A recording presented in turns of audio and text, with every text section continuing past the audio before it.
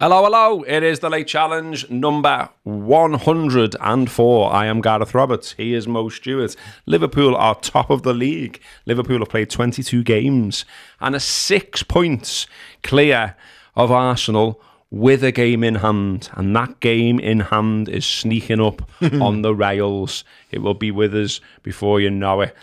So we're going to be talking about the game at the weekend against Ipswich, the stroll against Ipswich that it was. We're going to be looking forward to the challenges ahead for the Reds, and we're going to discuss whether what looks like it's going to be another quiet transfer window for Liverpool, is that the right thing for Liverpool? Should they have done some shopping? Is there still time for them to do some shopping? Do we hate FSG or not, etc., etc., and so on. But before all of that, I want to do a little bit of a chat about the Late Challenge itself, only because we want to kick the thing on a little bit. So the Late Challenge is 2 years old on February the 8th, and that is a week on Saturday. And we could do with it receiving a bit more love, I've decided. So it's slowly but surely grown over time, and we appreciate all that support, all that love, all the people who watch and listen, and especially our lovely Patreon subscribers who ensure we can pay the bills. Thank you. I think what we want to do, really, all of you who are out there now on YouTube, you're watching us, and some of you are regulars on YouTube, and we thank you for all that. But there's a whole other hour's worth of goodies out there on Patreon, and we really would love you to come and find it with us. Honestly, I think what people sometimes are scared of is thinking, well, it's a bit too much of a commitment, but you don't always have to go straight in with the commitment. You can get a 7-day free trial, and that allows you to go back and listen to all of the other shows. I don't know how many you could probably listen to in the space of 7 days. If you were just listening to them all back to back, you'd probably get a decent way through it, I reckon. Yeah, 91. There's 91 there if you want to have a go. Well, there'll be 92 in an hour or so. I mean, you need some time to go to the toilet and probably make yourself a brew every now and then. But yeah, I reckon you could probably get through them all. But if you go to the end of the 1 week trial and you love it, then basically the commitment is only £1 a week essentially for an extra show. And even if you don't have that commitment, maybe you just got a little bit of extra money this week, but you don't really want to commit time and time again. We have got the Buy Me a Coffee app, which is buymeacoffee.com/The Late Challenge, where you could just throw in a little bit extra. Speaking of throwing in a little bit extra, we didn't do it last week when Kopi was here with me, but we did have some fun a couple of weeks ago with the old super chats, and we put a goal together in order for you to get a little prize of an extra Gareth get in, and it went so well. I feel like we need to run that back, mate. What do you reckon? Yeah, if I can figure out how to do it. That was just something I discovered as I was talking last week. I mean, it really seemed to offend one lad in particular who was really weird about the whole thing and said, "Why were we begging on our show?" Well, I don't think he's no longer with us in terms of watching the channel. Absolutely gutted, mate. I've really taken it to heart. Been crying myself to sleep. You weirdo. Funny enough, like coming into the studio every week isn't free, mate. So you know what I mean. I just thought like I'd quite like for it to be paid for, and stuff like that. Anyway, but yeah, me and Mo, of course, are planning on keeping this whole thing lit. And if you can't afford to chip in, there are other ways you can help us that are free. So you can, in fact, just like the show on YouTube. That helps. You can subscribe to the channel on YouTube. That is free, and that helps. You can comment on our stuff. Obviously, you can leave a review or rating wherever you listen to this as a podcast, if you do it that way round. And of course, you can share the videos and the podcast with friends, family, and anyone who might enjoy it. The more, the merrier. The other thing you can do is tag us on social media, reply to our tweet, retweet our tweet, all of that kind of stuff. We're on Blue Sky as well. We're on Instagram as well. We put shorts up on YouTube. We're on TikTok. We're everywhere. So, follow all of those things, like all of those things, and blah, blah, blah. And yeah, basically, look, we're just, because there's an anniversary coming up, we're obviously sort of having a bit of a look at it, saying, are we doing it right? Is there anything we should change? Should it be about footy? Should it be about Liverpool Football Club? Should it be about other stuff? Someone's mentioning late challenge merch. That seems like admin, mate, but I get it. I'm working on him. Don't worry, I'm working on him. I get it, and I do get it. And if I could do it and it was nice and easy, I maybe would do, but it just feels like it's going to be more work, to be honest with you. Look, you know, open to suggestions as well. So you can email us, you can contact us on all the aforementioned social media. There's even a form on our little website that we've got there as well. You know, should we paywall this show? Should we make it all about Liverpool? Should we make it less about Liverpool? Just fire away and let us know. Really keen to hear from you. Just want to get all that conversation going again. It would be nice. Anyway, okay. There is loads for us to get through. It will no doubt roll into the subscriber show. But before all that, Mo, there's a vital bit of admin that we haven't done since you've become a regular on the show and all that. So what are your favourite crisps? Well, I'm very glad you asked me that. And I'm very glad that this happened now and not at the very beginning, because a week ago, I found my favourite crisps and they are so good that I had to go back and get them, even though there's only one place that sells them that I've found. So shout out the Walton Farm Shop. Oh? Yeah. I got on a bus and went down there and I brought these out. Now, I know exactly what you're going to say. Tory. Absolutely. Like, I make no bones about these being possibly the most Tory crisps you could possibly even imagine. Taste of game. Oh, wow. Someone tweeted them to us. Wild duck with plum sauce. Yeah. Now, I tell you what, there are a couple of other flavours. There's wild boar, and there's a pheasant. Yeah, that's right, yeah. But some lad tweeted them to us. These ones are the absolute bomb. Like, yeah, get your feet around that. Taste of game. That is magnificently honestly, Tory. It's like, I feel like I should dress up as Nigel Farage before I have a crisp. Yeah. You got to have your wax jacket on. Wild duck and plum sauce. Wow. Look, take a look at them bad boys. Woo. And I want to shout out the Walton Farm Shop because they're the only place I could get them from. And the fella in there is a really nice man. I love it when there's a story. Oh, yeah. So I saw it on the agenda and I was just like, I have to go and get some. Because like, if I told you about them, you'd be like, go away. But trust me, I don't know if you'll actually literally open them on there because, you know, eating crisps and doing a podcast, not always a great idea. We've done it before, but I've just had something before it came out, so I'm gonna save these. Well, maybe in the break. Back. Yeah. In the Patreon show, maybe you can get your verdict on that. But let's run through the... So it says on the back that several species of wild duck breed in the UK and their populations vastly increase as great numbers migrate to the UK over winter to escape the harsher conditions across northern Europe. Rich and full of flavour, wild duck has a delicious meaty taste. To create the taste of duck and plum sauce, our wild duck and plum sauce crisps have been lightly seasoned with flavours of ginger, star anise, onion and chives, made with 100% British potatoes, sliced with their skins on and batch cooked to produce very tasty crisps. Now, I'm telling you, right, there are plenty of times you buy a crisp and it'll have a weird flavour and you're like, what? So you get like pigs in blanket flavour and then you eat them and you're like, well, this doesn't taste like pigs in blankets at all. I'm telling you now, they taste exactly like wild duck in plum sauce. They are to die for. Well... So to continue the crisp chat, I had a big walk on Sunday, a big 2-hour, 8-mile job, and I'd highly recommend walking. I've recommended that before on here, but you know, shit this time of year, weather's crap, days are short, it's always grey, it's always cold, all of that. Just get your waterproofs on, get out there and just walk, guarantee you feel better. I did. Anyway, I was up near Hightown Ways and I popped into a shop and they had Fiddler's Lancashire crisps, which were black pudding and English mustard. They were tremendous. I mean, that's pretty Tory. It is pretty Tory. It very much so I feel like you can always tell by the packet. Yeah. Like if it's very dark and tasteful. Yeah, and they're going for a touch of class. It is all of that. But they were very nice, and they had they reminded me of the No Longer With Us Brannigans. which were tremendous crisps, but now in crisp heaven, sadly. But anyway, well, thanks for them, mate. I'm looking forward to them. Taste of game, wild duck and plum sauce. I shall report back. But we've got to get stuck into the Reds.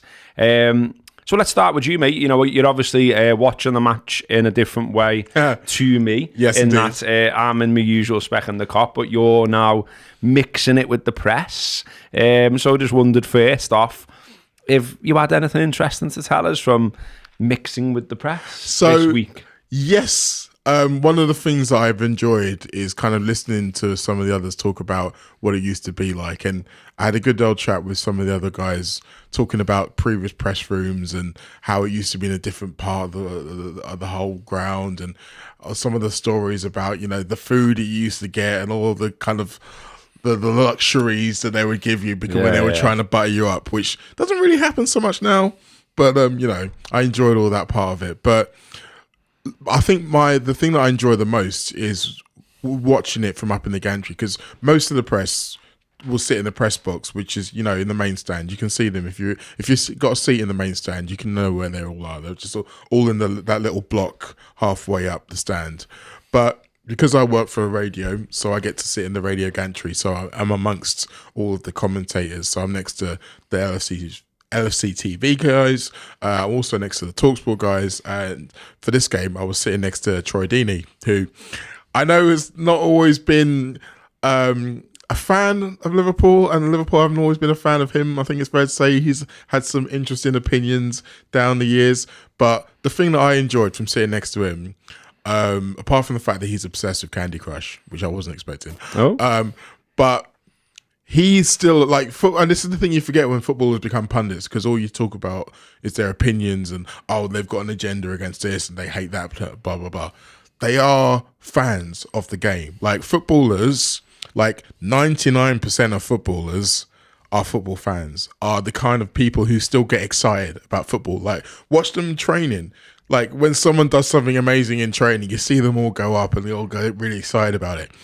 And he was getting really excited watching Liverpool. So the moment where Trent plays that kind of half volley ball that Diaz nearly gets close to at the end of the first half, he was just like, wow. It was literally like a 6-year-old who just seen the football for the first time. And there was another moment where Virgil, the ball's coming over the top, and Virgil, where someone would normally chest it down, he basically like flicks it up with his head and then just turns around someone. And he was just like, you could just see a look at his face. It was, one hand, it was thinking, wow, this guy's amazing. And on the other hand, he was thinking, thank God I don't have to deal with him anymore. Because it was very much like he was feeling sorry for Liam Delap. And you could tell he was kind of being like, yeah, mate, I've been there. I like the Delap thing, and that, like, I quite like him. I think he's done well, hasn't he? And he's already being linked to moves to elsewhere and all the rest of it. But, he's very much of the traditional number 9 ilk, isn't he? Puts himself about and all that. And it looked very much to me like he tried to do that with Virgil. It just didn't work. And then he was like, all right, well, I'll jib that. No, I mean, in keeping with the crisps, he was very game for a while. Yeah. But, he didn't get any change out of them. And he was getting more and more pissed off. And then he ended up getting a yellow card for shouting at the ref. And then he got hooked. And it was just Deeney who said that he smelled lovely, wasn't it, first? No, exactly. Yeah. I think it was the first one to mention, that Virgil smells well. And then, I was fortunate enough to interview him out in Qatar with Andy Heaton, and we asked him, said, what's the secret? And he's like, nah, not telling you. not giving it away. No, I mean, he's probably saving that for when he retires. He's going to do an advertising campaign and make millions. The smell of Virgil. Yeah, you wouldn't reel that out, to be fair. No. I thought we'd talk about some different stuff rather than bailing into the stuff that you already know. I mean, we will go over some of the stuff you already know. But just, so that's Mo's take from the press box, if you like. My little beef, if you want to call it that, is that there was loads of, I've seen on social media, loads of atmosphere chat again. Look, we've talked about that 1,000,001 times here and elsewhere. And, there's an algorithm going on here. I think it was Mingle who did it, wasn't it? Where he talked about, like the game, the opposition, how important it is where we are. You know, all of these things. And he pretty much nailed it, and he was right. I mean, I think there are other factors at play of what to say in, like, you know, if you make 18% of the ground corporate, then, you know, 18% of the ground are probably not going to chip in too much to these things. So there's that. But also I just think as well, because it sort of was really noticeable again on at the weekend. I've written about this before, I wrote about it last season. We just need more songs for the players. I think for whatever reason, that aspect is really sort of dying out at the minute for some reason. And we all know as fans that, you know, the players have told us literally that, you know, when they've got when thousands of people are singing their name, it obviously makes you walk taller, jump higher, run faster, whatever it may be. You know, it fires you up. And we're in the middle of a title race here. 16 games left. People are saying probably only need to win 11 or so of them. People are doing the maths. So I'll take your word for it. Let's just win 16. Yeah, just win 16 would be nice for me. But, you know, this is all going on. You know, these lads are potentially 16 games away from being champions. And then, you know, I watched the game Saturday on the Cop, and it all goes how we want it to go, and it's great. And Liverpool have a little bit of a rest in the middle of a Premier League game. But, you know, Gravenberch, like, just unbelievable this season, just was again. Like, that sort of trademark move he's got of where it looks like he's kind of fallen over, but it's actually part of the turn. Yeah. Is absolutely brilliant. And I don't really know how he does it, but he does it every single game, so it's definitely on purpose. So he was brilliant again. He's been outstanding. He's exceeded any expectations that anyone surely had for him at the start of the season.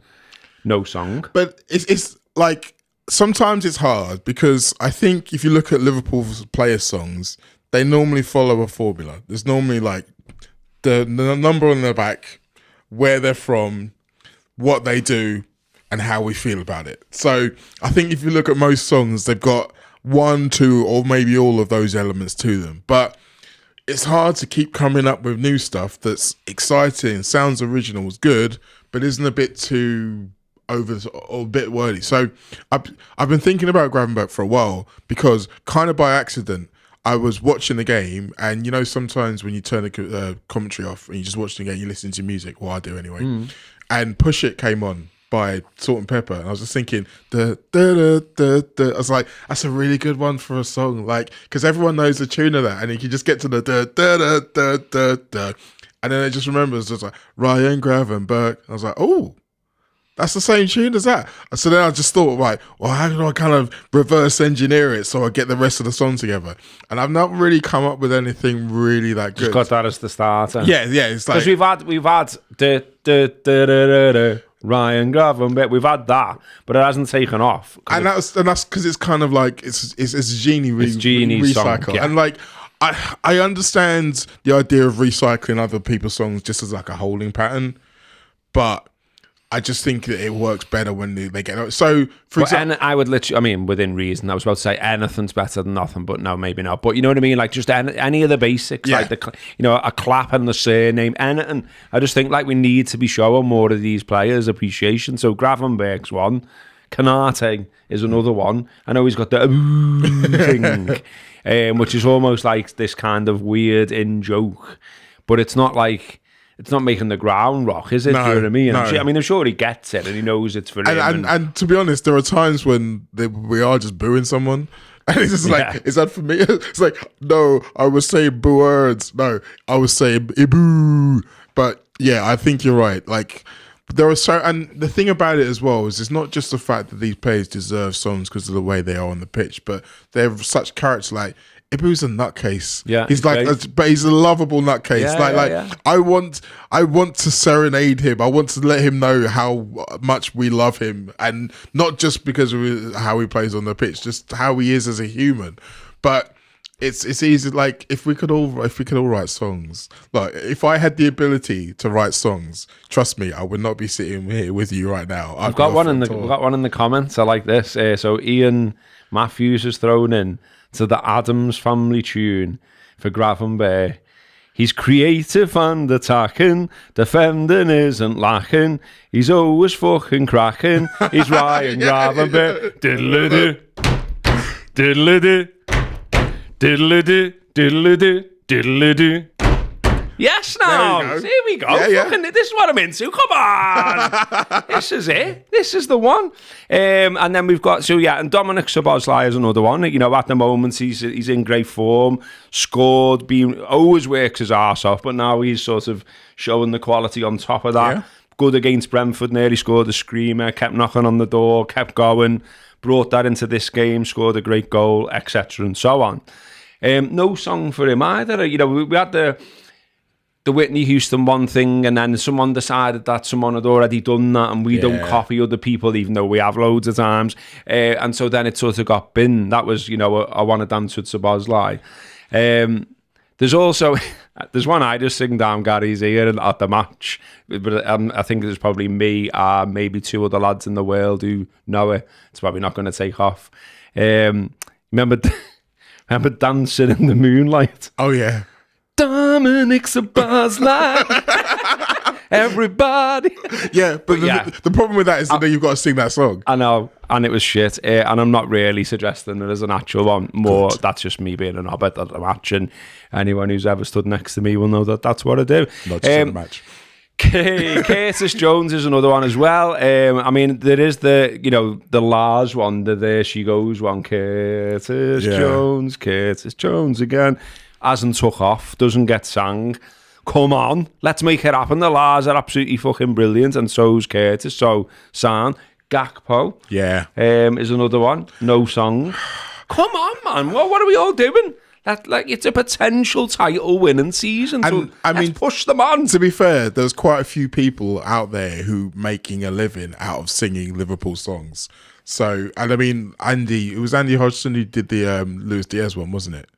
I think it was him who came up with that one, and that's taken off. And the other thing about it as well is that these songs kind of become like a stamp in time, don't they? Like like a season needs a new song. I think every single season needs a new song, because that's the song that whenever things are going well, you kind of remember that from like being on the concourse at certain games and everyone's singing it. And I mean, for me, LA is one of the best examples of that, because that was something that just grew and grew and grew and grew.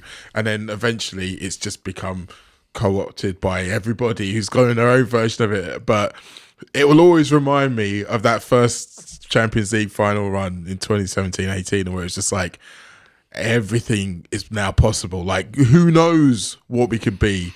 And I just think every good season needs a song to kind of tie it all together. Defo. And it's normally the way coaches where like these things get cooked up, because some of them have managed to cling on. There's probably 8 or 9 that are still the same groups of lads going, and it's a lot of them that seem to cook these up. So come on, lads, whatever magic has previously led to you coming up with the stuff, let's go. I mean, you do just have those moments, don't you, where you just remember, like I can remember, you know, the best midfield in the world song. I just always remember being at Villa and that being sung, and just someone throwing in a in the middle of it, and it was just brilliant. It just really made me laugh. No reason whatsoever. Someone just fancied throwing that in, and I love the stupidity of it, really.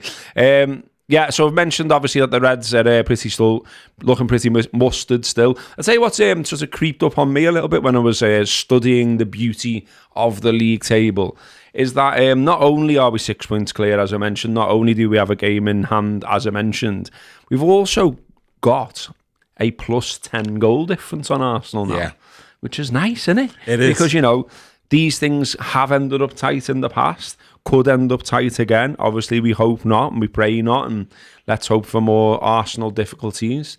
They just about pulled it out the barrel after a dodgy decision, to be fair. But yeah, plus 10's nice, isn't it? It is. Extra point, basically. And when you think about last season, they had that run where they scored, I think it was like 2 5-0s and a 6-0 in the space of like 3 weeks, and that took it from being quite level on goal difference and them just having a massive advantage. And like you say, it is an extra point. It's one more thing that you've got to claw back in case it gets level. But I think for us, like, I remember towards the end of last season talking about how people get obsessed with the idea of, do you want to be the team who scores the most goals, or do you want to be the team who concedes the least goals? When the reality is that the team that wins the league is the team that's best at both. So goal difference is the better indicator of winning the league. I think it's something like 9 out of the last 10 teams who've had the best goal difference in the league have been the league champions. So having that at both ends is really important. And like you say, like 10 goal advantage, that's at least. So you'd think, even accounting for a big result either way, they would have to win 2 big games and we'd have to lose 2 big games to get level. To get that back, yeah. I mean, we scored the most goals in the league, 54. We've conceded the same as Arsenal, 21. So our goal difference is plus 33. And theirs is plus 23. I was just having a little chuckle as you were talking, because someone, you know, sometimes, I mean, I know this is just after, etc., but it is sometimes just something simple, isn't it? And Stephen Lennon's thrown in, dinner, Gakpo.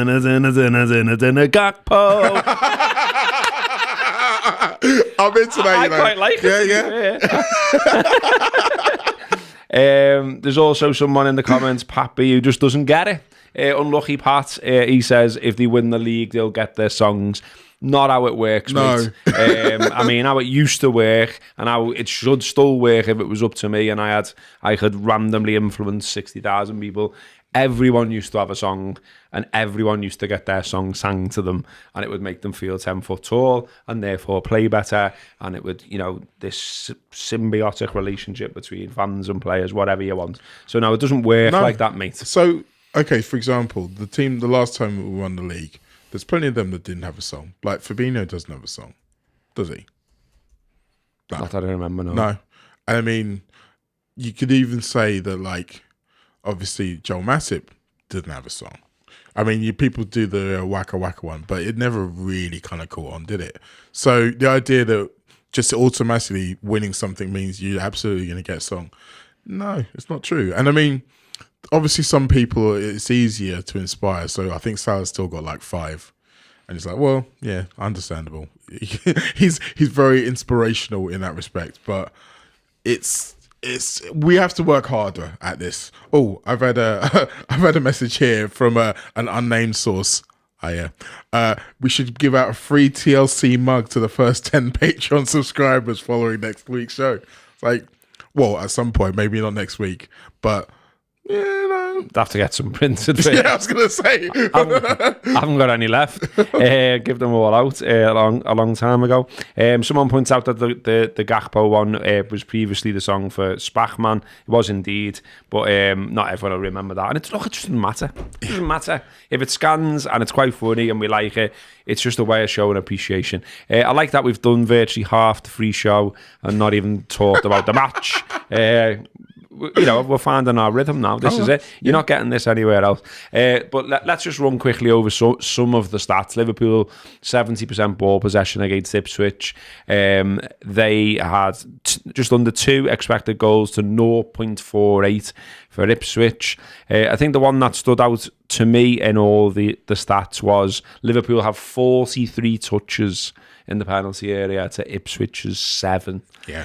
So when I saw, look, I get it. I've watched footy for long enough years, but when you see the manager sort of like spinning this yarn that they were kind of into it and in it, and and it was good that they scored a goal, and perhaps they could have had another one and all this. You're a bit like, mate, Liverpool were playing in a deck chair. Yeah. You know what I mean? Collectively for much of the game. It was like, this is the definition of resting with the ball. Yeah. This is conserving energy for future endeavours. So, like, there was a moment in the first half where it was almost like Anfield had turned into a mountain and the halfway line was Everest and the Ipswich players couldn't see it.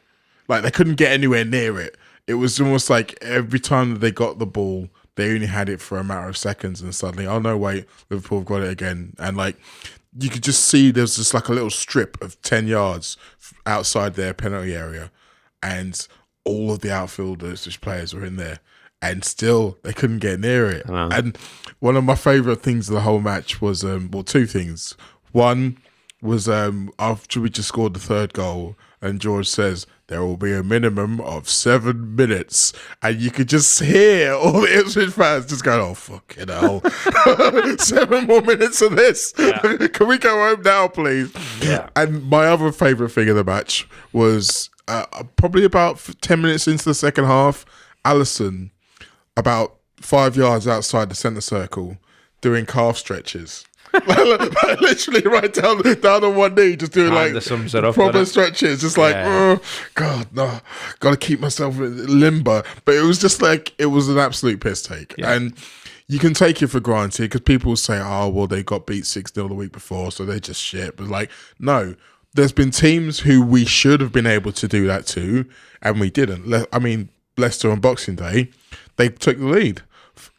Fulham are a better team than them, but again, that was another one where we went into it expecting a win, and then suddenly we're behind. And in both of those games, what we didn't do is what we did to Ipswich was beat them physically as well as beat them technically, and be just like, we're just going to battle harder than you. We're going to make you work. We're going to make you run from side to side. We're going to make it so you can't see where the ball's coming from. We're just going to send loads of players running towards you in all different directions, and you aren't going to be able to deal with it. And I still think the most important thing that we do when we're up against a team who doesn't want to come, who basically wants to come and give up the ball and just try and stop us from scoring, if we can get a goal in the first 20 minutes, then the whole game changes. Like, I don't know if anyone else has done it, but so far, Liverpool have won every single game in which you've opened the scoring. And like, of all the different stats you can have, like they always put up the numbers of like how many points you've gained from losing positions, or how many points you've gained or dropped from winning positions, and all these kind of things, right? Those are all well and good. If every single time you score first, you win, I'd rather have that than any of those other stats. I mean, there's lots of comparisons, isn't there, right now about, you know, obviously we had the anniversary of Klopp announcing he was going, and then lots of people comparing, you know, his last season to this season, you know, what's Slot done, how's he improved it, how's the situation changed. And look, I get that there are some twitchy bums in the fan base because of how it went last year. Yeah. And, you know, we reached a similar point basically with a not dissimilar, you know, number of points and all that. And then we all know how it all ended up. However, like, you know, and it's not for a second to do down anything Klopp did, because, you know, what a legend, what a fella, and what great times he gave us. But when I'm watching this team, far from it being boring, as some people have labelled it, latest attempt to do us down in some way or another, I just think like they look so controlled, you know, what they're doing. You know, it's all very systematic. It's all very, you know, planned out, if you like. That's not boring. That's something that's going to take you to winning a title, if you ask me. Yeah. And so, you know, what I saw there was, you know, look, they could have put the foot down on a pedal and probably scored 8 or 9 or whatever. What would be the point, though? We've got another game on Wednesday. We've got another game at the weekend, etc., etc. And it's like this seemingly forevermore. So Slot's obviously looked at that and was known for that, and was known for protecting players, good injury record, all of those things, all things that no doubt came into it when they recruited them. So this is what we're seeing, and this is what we're getting, and I'm fine. You know, like, look, he just threw on like everyone at the end, didn't he? It was just sort of like, it doesn't matter. We know it's won. We know there's no way back for Ipswich here, and it doesn't really matter who's where and what shape we're playing and what system we're playing. Just get on, lads, and you all come off, lads, because we need to give you a rest. And that was something that he mentioned a few weeks ago. Is like one of the things he'd like to see us improve on is not only winning the games earlier, but winning them by a bigger margin. So you can do exactly that. We always think about it being like, oh, well, they can use less energy if you're already winning the game on 65 and it's already done. They can just kind of go through the motions a little bit more. But it's not just about that. It's about thinking, okay, well, now I can bring Jayden Downs on. Now I can give Chiesa half an hour rather than 5 minutes. And you can actually utilise more of the squads. And it's not just about giving the players a rest, but it's also about giving the guys you're coming on a bit more encouragement to say, look, here you go. Go and show me what you can do. See if you do well enough that I'll give you another one of these cameos. And the boring thing, like, it depends on who you're talking about, because obviously some pundit, I think Jason Cundy was saying that he thought Liverpool's boring. It's just you're just jealous, mate. Like, let's get it right. You're just jealous. And also, he knows exactly what he's doing, because he's sort of his pantomime role on said radio station is essentially to get people to call in and all that, and he's absolutely on it. Yeah. He's got to be elite at something, and he's elite at that. Yeah. But the other thing, the other kind of boring chat was obviously what Arne Slot said in his press conference about his dad, and I thought this was very fascinating. It's one of those things that got picked up by all of the news outlets. Everyone around there was talking about, Arne's dad's a fan, and sometimes he has to go at him for the game not being exciting enough. It's funny that it was mentioned in all of these different news outlets, but no one mentioned who asked him the question. Anyway, but the point is that I thought Arne was really clever in using his dad as a kind of way, because obviously it's not just his dad who thinks that. There's plenty of people out there who are fans who are like, whoa, we're winning, but I kind of preferred the under Jurgen because it was all a bit more exciting. And it's just like, by kind of scolding his dad, he's kind of scolding a few more extra people, but he's doing it through the conduit of his dad. Because let's face it, all of us have had conversations with their parents where they don't really fully understand our job. And you've had to kind of take them aside and be like, no, mate, there's a reason why this is like it is. And he's right, because the whole point of it is that there's a balance between attacking, but attacking while keeping an eye on the back door as well. Because the one thing you don't want to do when you're playing against a team who have come to set up and just defend is you don't want to give them a goal.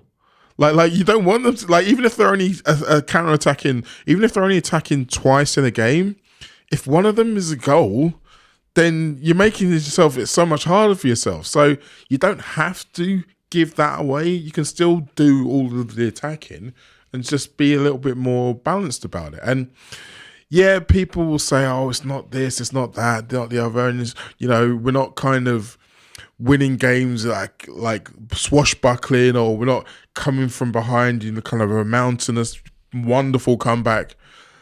Yeah, but how much energy was those kind of games Exactly expending? how many times did we concede the first goal last season? You know what I mean? And then obviously it was great to come on and say, fantastic spirit once again and all the rest of it. But equally, remember us all saying, wouldn't it be nice to just win games in a nice fashion, straightforward fashion, non-heart attack fashion, and and conserve some energy for future days? And so that's what's going on for me. And look, I'll just sort of give a plug to something that's not even out yet, and they won't mind. I'm overthinking it in my mind as I'm saying it. So went and did the overlap today, and this got talked about on there basically. And obviously they asked me what I thought of Slot's football and all the rest of it.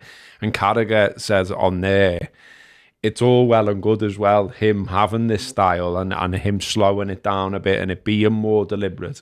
And he's like, but as Liverpool go on in Europe, if there's a situation where it requires Anfield to come alive, Anfield will come alive. Exactly. And no one will be able to do anything about it. Slot won't be able to say, hang on a minute, slow down when you've got like 60,000 people. Come on, fucking get into it, or whatever. But he doesn't always have to. And I think you saw that in the Real Madrid game is a really good example of that. It's like there are times when just going out and blitzing them in the first half an hour is actually the best way to do it.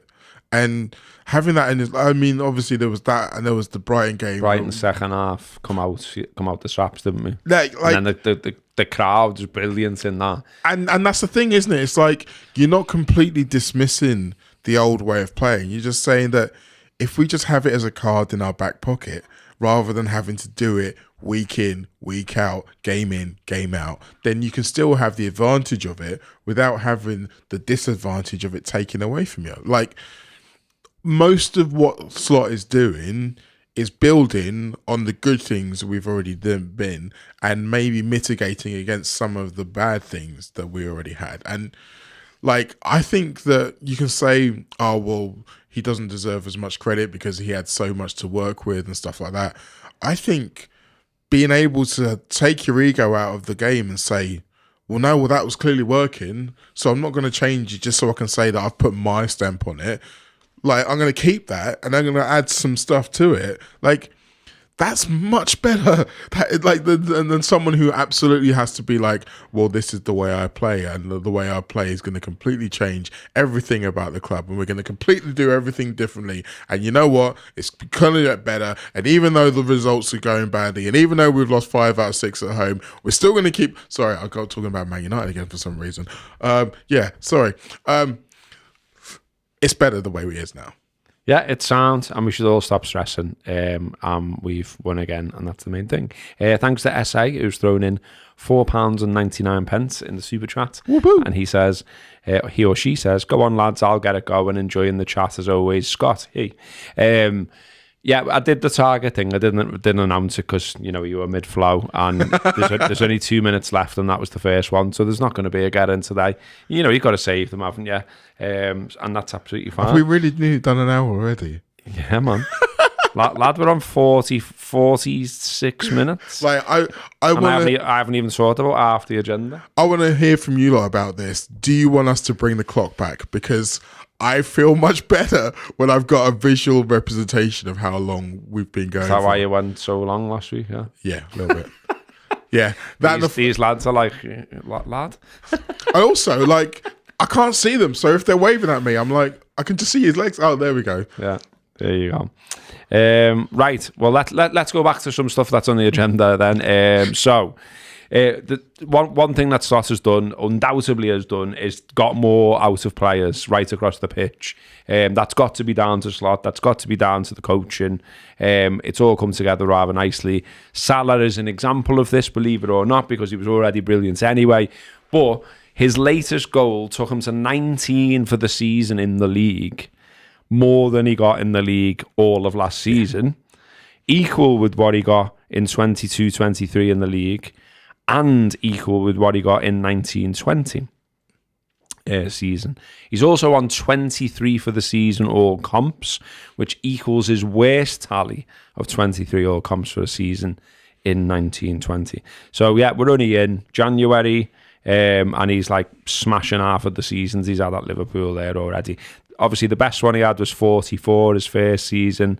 He's had a 231s. He's had a 30. He's had a 27, a 23, a 25, and he's on 23 now. Just insane consistency. Yeah, unbelievable. It's so easy to take that for granted. I know. I don't know and how people do. Yeah, of course. I don't know how many other players, even the Shearers and the Rooneys and the Kane, the people at the top of the all-time lists. I don't know how many of them were able to keep doing it that many years in a row, again and again and again. There's lots of you. Someone asked, actually, I've got a list of, and someone asked it in the comments there as well. I saw. Let me try and find it to give at least one of these people a shout out. So I asked a question, and someone asked a question. Looking for it now. Come on. I can't find it, which is really annoying. But do you just remember what the question was? Hang on now. Here it is. The 13th man, Philip Murray, one on Twitter, said, "Ask Mo if he can ask Slot." Good luck with this. Ask Mo if he can ask Slot why he plays Salah to the death in games that are already won. Salah consistently drops off in March to May, and surely it's too many minutes. Someone asked that in the live chat as well, about basically why is he playing all the time. Well, I think to a certain extent he is used to playing all the time, and so you look at him and we look at his training regime, we look at how fit he looks, and it's probably quite easy to get fooled into thinking, well, he can just play all the time. And like we say, Slot's new to the game, so he's probably still getting used to exactly how much he can use him.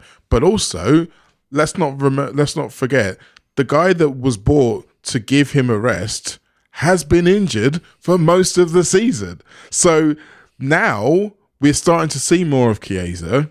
Now we probably are going to start to see bits of Salah coming off here and there. We will be interested to see how much, if at all, he plays midweek in PSV.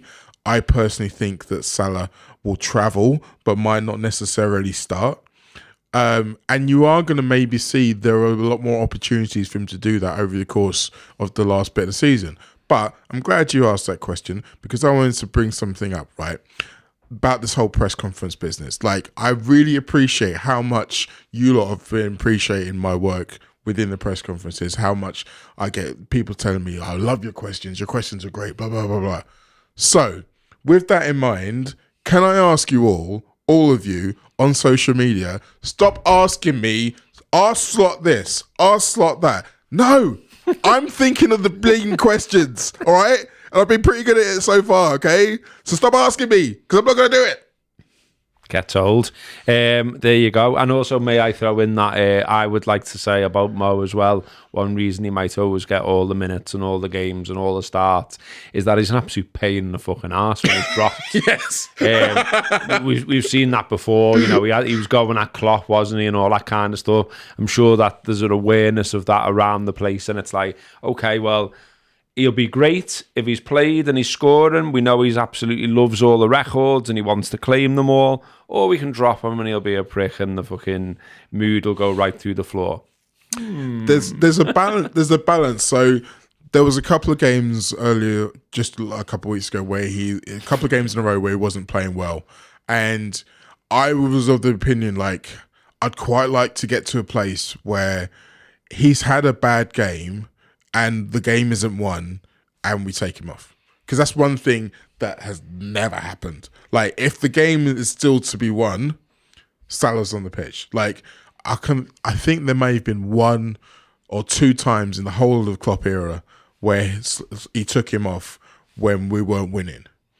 And I think that as he gets into this next phase, which will probably be the final phase of his Liverpool career, whether it's the end of this season, whether it's 1 or 2 more seasons, we need to be able to get to a place where we can say, okay, you know what? You're great, you're a genius and all that kind of stuff, but there are days where we are more likely to score without you, which sounds ridiculous even as I'm saying those words. But we know that there are days where he's just having a bad one. And that doesn't mean he's a bad player. That doesn't mean he's off the cliff. That doesn't mean he's never coming back. It just means that on this particular day, we need to try something else. I'm not sure that will happen, but I'd like us collectively as a club to be able to get to a point where we can do that without it causing merry hell, as you mentioned. Do you know how old Jamie Vardy is now? I want to say, I mean, he's still younger than me, so I shouldn't really go too heavy on him. I want to say he's about 37? 8. 38? Yeah, man. 38, still playing in the Premier League. And, you know, what does he have? Skittles, Red Bull, vodka. Still the absolute king of needle as well, by the way. Oh, I know, yeah.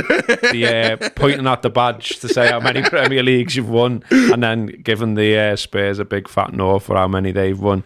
Yeah, well in. What we on? Time-wise, we're on about 53. Another person who's improved as well, improved their output, is Gakpo. His double on Saturday means he scored 5 goals in his past 6 Premier League games. He's also equalled his league tally for the whole of last season. So he's got 8 in the league this season. He got 8 in the league last season. He got 7 in the league the season before. He got 60 in all comps last season. He's on 40 in all comps now. Keeps happening, doesn't it? Yeah. It's funny as well, because the thing about having someone like Salah is that often when a club has got a player who's that good and is that high volume scorer, then the next everyone beneath them is basically fighting for scraps. Whereas that's not the case for us at all. We've got Gakpo, we've got Diaz, who've both probably scored more than they have done at any other Liverpool season. But I'm really enjoying Cody and how he's playing at the moment, because we've spoken so much this season about the fact that Slot's done a really good thing of making him stop being a centre forward. You just play on the left wing, you do your left wing thing, and it really works for you. But if you look at where he scored both the goals on Saturday from, it's right in the middle of the pitch. And like when you've got someone playing centre forward who's Diaz, who's kind of dancing around here, there and everywhere, he becomes that presence in the middle of the box. And he's great with his head, and he's got good instincts of knowing, like when Szoboszlai had the shot, he knew that you had to be in around it in case the keeper spilled it. So he can be a centre forward without having the pressure of saying, you're the centre forward, you're going to start there. He can still do a lot of the centre forwardy stuff. I think they've clearly worked with him as well, because obviously for a start, obviously helps that they just keep playing him in the same position. That's going to help him. But I thought he was a little bit of a pussycat. Do you know what I mean? A little bit too soft, previously, and I feel like he's got a little bit more steel about him now. Do you know what I mean? I think that's something's happened there. Someone's had a word, or they're doing something in training or whatever. And look, Szoboszlai now as well is another one where, there have been Liverpool fans who aren't convinced about him. I've talked before about how I think there are literally some hard asses, certainly one in front of me. I'll give him another shout out, he won't mind. Who, just because of his appearance and everything else, judge him in a certain way. That's gone on forever. Yeah. I can remember that with Paddy Berger as well, as an example. But look, he's obviously in form right now. Scored a good goal, played well. And Slot said after the game, at the beginning of the season, he would have played that goal to Mo, but this time he decided to go for goal himself. He's a bit underestimated, but not by me. He doesn't get the credit because his work rate is unbelievable. That's so important for the team. And that's the thing, everyone talks, that's all that anyone seems to say. Oh, well, graphs, and he's everywhere and all this. But we know he's got loads of quality. If you think about when he first rocked up, we were all like, whoa. Exactly. And then, it has, there's no doubt about it, has sort of dipped and he's looked less of a goal threat or whatever. But, I mean, he's coming to the fore at a nice time, isn't he? You know what I mean? Yeah. And I think for me, it's confidence. I think he heard all of those chats about, oh, well, he's not scoring enough goals, he's not doing enough. If you're going to play as a number 10, you need to be doing X, Y, and Z. And it got to a point where he wasn't really confident in himself to take on a chance. Like the sort of says, he'll pass to Mo, and don't get me wrong, passing to Mo Salah when you're on the edge of the box is very rarely a bad idea. But if everyone knows you're going to do it, then it's easier for the defenders to just all kind of sell out on Salah. But he's now got to a point where he's like, no, I know that I can do this, so let me do it. I can take this on the responsibility myself. And he proved it. The goal was a fantastic goal. And if teams are going to give him that kind of space, then he has the ability to take it. And I think sometimes you can get a little bit too caught up in the, oh, well, I'm not doing this and everyone says I should be doing this and whatever. Footballers just need to go out there and play and express themselves. And over the course of a season, it's not going to be just the same players who are the best player every week, unless you Mo Salah, of course. Everybody else has their little time. So I feel like Curtis had his little time around September and October.